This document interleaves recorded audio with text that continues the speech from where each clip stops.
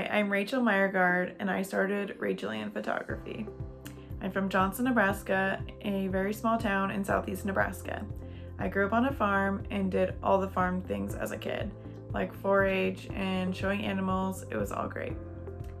Now, before I say this, I just know that every photographer's biography probably starts this way, but I just always had a camera in my hand growing up, and I was always the one taking photos of family and friends and mainly being annoying. But it's the truth, sadly, and that's how I started in around middle school. My brother and I also bonded over computers and learned everything and anything about them. So that was also something that interested me. After high school, I got a scholarship to play volleyball at Peru State College, and I chose to major in graphic design. It had a lot of things I was interested in and wanted to learn more about. I went into college wanting to be a web designer or coder. Since that topic didn't really come up in my class schedule until about the end of junior year, I found other interests like photography. The beginning of junior year, I had a Photoshop class, and that inspired me to buy a DSLR camera. I did some research on YouTube and reached out to a local photographer to see what cameras they preferred, and if I liked their photos, I wanted to know what they were using. I knew at the time that Nikon and Canon were popular brands. I ended up going with a Nikon just because of some of the features, and I purchased a Nikon D5100 kit off of Amazon. It was a great starter camera and did the job.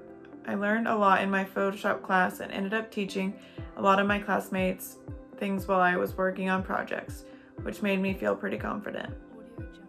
I started out by asking friends and family to model for me, and I just posted them to my personal Facebook page. My senior year of college, I started my own photography page on Facebook in January of 2012. People started seeing my work, and by April of 2012, I got my first paid gig to do a family session. I was so excited. I just grew from there through word of mouth and Facebook. 8 years later, and I now do around 10 weddings a year, seniors, families, newborns, children, engagements, and events. I mean, the list goes on. I love that I can be versatile with all of my photography, and someday I'd like to narrow it down to just a few things. I also work 4 to 5 days a week at Becom Solutions. Becom is a marketing company that works with campaigns, companies, and causes. The work I do there involves photography, graphic design, and a little bit of video work. So if you ever attend some kind of political event, or you may see me out and about taking photos, videos, or designing some kind of social media graphic or logo for them. Now let's get to business basics. Let's start by doing a Facebook page and creating your own website. I started my first website through Wix.com. You can do that through Squarespace or any kind of free online software, but now I currently use a Flow theme and do it through WordPress, and I think that works pretty great. Whatever works best for you. And later I then added a separate Instagram page other than my personal account, and I think that plays a huge role in getting your name out there by using social media. I highly recommend constantly posting, or at least trying to look busy, like you have stuff going on. And I know I'm not the best at doing that, but the best way I know how to do it is to schedule out photos in advance and then try to sprinkle in some of the current photos to give sneak peeks and that kind of thing. It's also helpful to research hashtags for Instagram and then keep them in your notes so you can copy and paste them later into your Instagram post, and that kind of helps people see you better on Instagram. I mean, all you young kids probably know a lot about that. So some people don't really realize the background work that is involved, which is keeping track of your expenses, your mileage, your payments, and you're also communicating with the client and your own salesperson. So how I started was I just used an Excel spreadsheet and kept track of all of that, and I shared it with my CPA when I did taxes, and I highly recommend getting a CPA. About 2 years ago, I found HoneyBook, and I can't say enough great things about HoneyBook. It keeps my accounts organized. I can build contracts, brochures, invoices, and the client can pay within the program.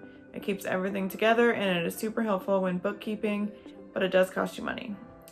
If you start making a large amount of money through your photography business, I would sit down with your bank and have them help you decide what is the best account for you, depending on how much money you're making. Once I felt comfortable enough to start charging for my shoots, I looked at the photographers in the area to see what they were charging, and what sounded like a reasonable price point for someone starting out.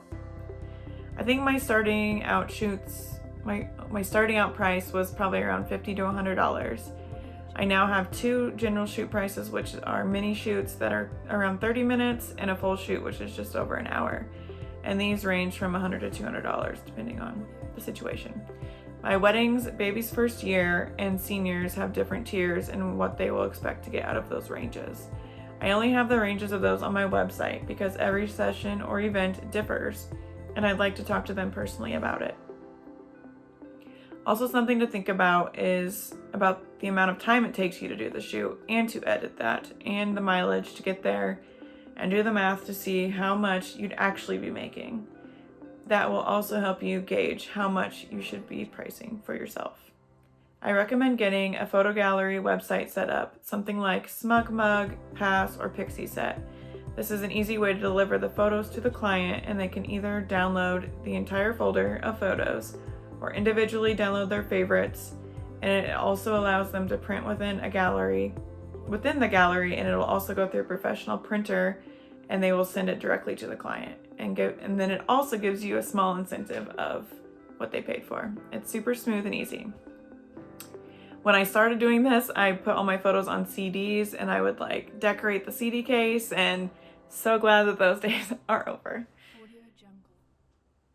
Now to editing software. I highly recommend getting Adobe's Creative Cloud with Photoshop and Lightroom, and then also purchasing Photo Mechanic to cull or narrow down your photos to edit. Adobe Bridge also works for this, but Photo Mechanic is much faster. When I started, I was mainly using Photoshop to edit each photo, and it was so time consuming. I was using lots of actions to get the look that I wanted, and it was never the same, and I always had to touch up every little detail. It was a lot. I then learned about Lightroom, and it saved me so much time. You can batch edit lots of photos at one time, and it's just so helpful. The Lightroom app is also great on your phone.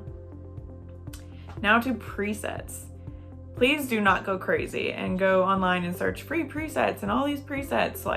You don't get crappy ones. Research and find ones that you really like and tweak them to match your style.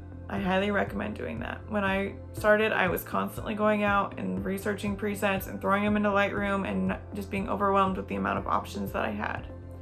The goal is to keep everything looking consistent, and you want to have at least 4 to 5 presets to use and just tweak them and keep everything consistent. I'd have to say that was my biggest takeaway from when I started. I wish I would have had known when I started using Lightroom and to find a preset that worked for me, and I consistently used it, because otherwise my Instagram feed was just all over the place. Just to go over my camera gear now, this is what I'm currently using. I'm still using Nikon. I use the Nikon D750 as my body, and then I use a 24 to 70 Tamron lens. Tamron is used on all brands, so it's just kind of more of a generic lens. It was a little cheaper. So this is my main lens. I use almost 85%, 90% of the time. Then I also use my Nikon D610, and this is my 70 to 200. I use this mainly for weddings, when I can't be close to the couple, maybe during the ceremony, or my second photographer, Julia, she uses this a lot while I'm taking pictures, and she's kind of just sneaking around getting some good shots of candids and stuff like that. So these are my 2 main cameras. I also use a external flash that attaches to my camera. I have 2 of them, and I attach them during the ceremony when it's dark, or during the family portraits. I use that a lot. So this is my main setup. I wear a strap, and I strap these on during a wedding and wear them both on me, so I'm always ready for something that's gonna happen. So this is my main setup. If you have questions, just let me know.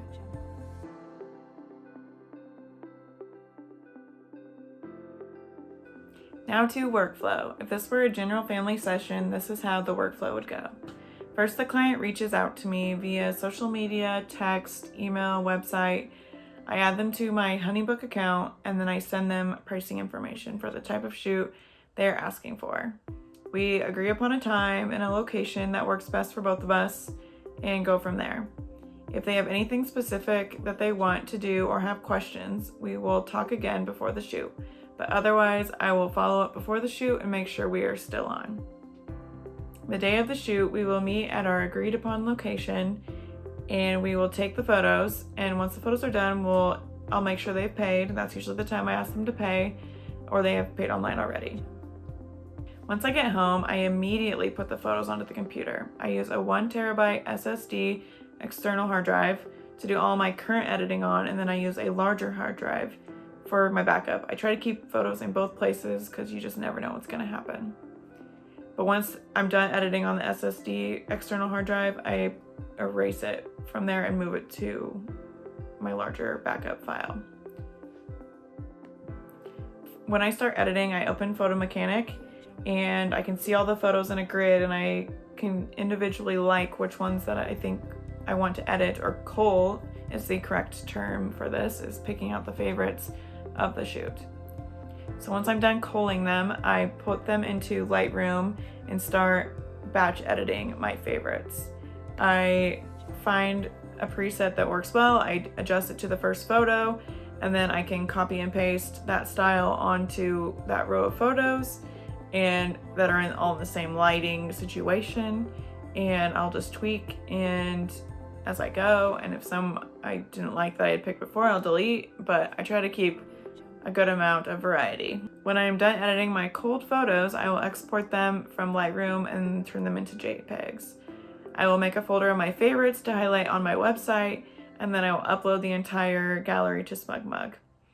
I will then send the link of the gallery to the client over email and move the project complete in Honeybook, and then I'm all done. There are definitely pros and cons to being a photographer. I know when I started, I sat down with my mom and she was like, you realize majority of your work will be done on the weekends. Now, at the time I was a college kid and that really did not sound fun to me, but I really knew I wanted to pursue this career choice and I love the thrill of a wedding day, so it didn't seem like that big of a deal to me. Another con is that editing can take quite a bit of time. Some may not realize why your price tag is so much, but the amount of time it takes to edit a wedding and sort through thousands of photos can be overwhelming and time consuming. Once you get the hang of it, it's really not so bad. The pro is that you're capturing memories that last a lifetime. Yes, a wedding can be stressful. You can't go back and capture these memories again. It only happens once. Or in 2020, it sometimes happens twice, but you know the gist. But I am always honored to be asked to photograph a wedding because it is a big deal. I am also always honored when someone passes away and a memory I captured is treasured by so many. That's honestly what means the most to me about this job. Also, photography and creating is just so much fun. You have the excuse to see friends and family and meet new people. I can't even count the amount of times I've been at a wedding and someone says, wow, you must have such a fun job.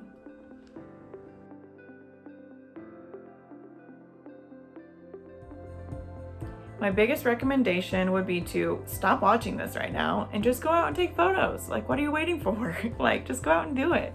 I know I've caught myself watching YouTube tutorials on hours on end and not actually going out and experimenting with my camera. So that would be my biggest recommendation, is to just go out and do it. Just try it. And I would highly recommend, if you can't figure it out, go back to your tutorials. You always have them. If you're seriously interested in pursuing this career path, I recommend job shadowing a photographer or asking for a mentorship opportunity. I know I've reached out to lots of newborn photographers asking if I could job shadow them because I wasn't quite comfortable with it.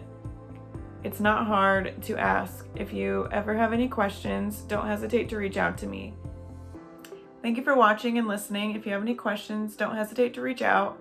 You can find me at RachelAnnePhoto on majority of all social media sites. You can email me at RachelRippy11@gmail.com, and I'd be happy to answer any questions for you. It is October, so it is a very busy month for photographers. I think my busiest month in a very long time. So I gotta head out. Thanks for watching.